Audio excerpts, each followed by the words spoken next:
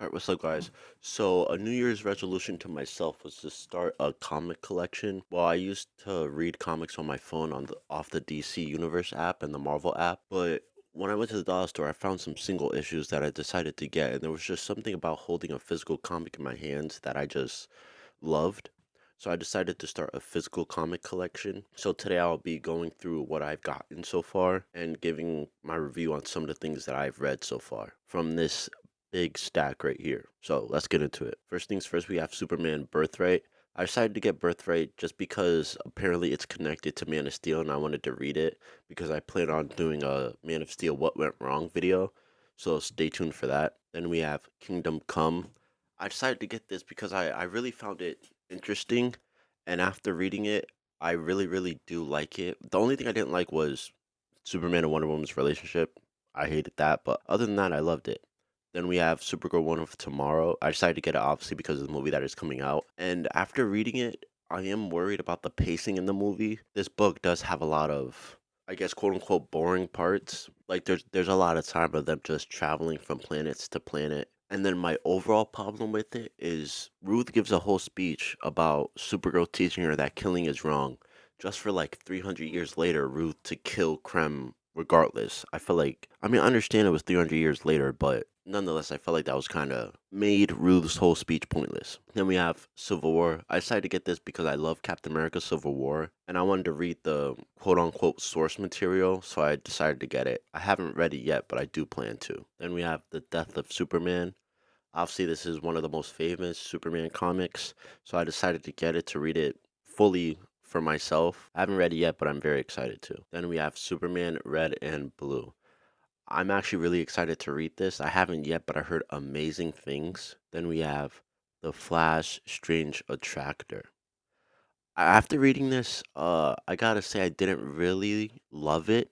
I felt like the story dragged on a lot, but I do love the characters. Like I love Irie, I love Wally, Barry, Linda. Then we have The Flash Until Time Stands Still. I'm very nervous to read this one because Wally did say he'll love Iris until time stands still.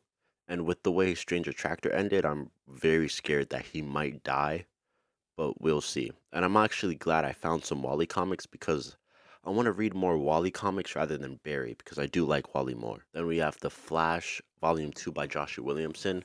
This was a great find for me because the only Barry comics I really wanted was like Flashpoint and The Flash by Joshua Williamson. So now all I need is Volume 2 and 3 to complete it. Then we have Flashpoint, like I just mentioned. This comic was amazing.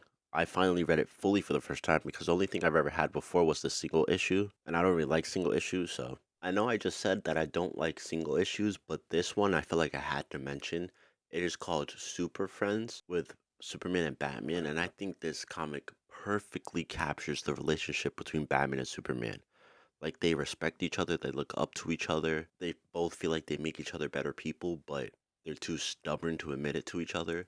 This comic was great. This is the comic that got me into physical comics, so I feel like I had to mention it. Then we have The Amazing Spider-Man Kraven's Last Hunt. I didn't really like this comic. I found it to be very, very weird. And I only got it because how much I loved Kraven in the Spider-Man 2 PS5 game.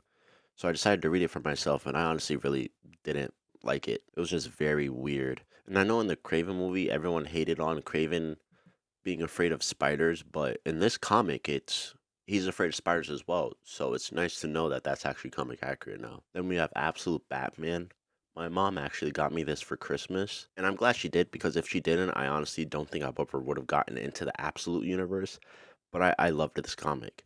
This and one other comic is the only 10s out of 10s I've gave in my entire life. And the other 10 out of 10 is Superman for All Seasons. I loved this comic. There's so much things in here that I want James Gunn to do in Man of Tomorrow, like the Lana relationship, how Lex was the one to teach Superman you can't save everyone. I loved this comic so much. Then we have All Star Superman.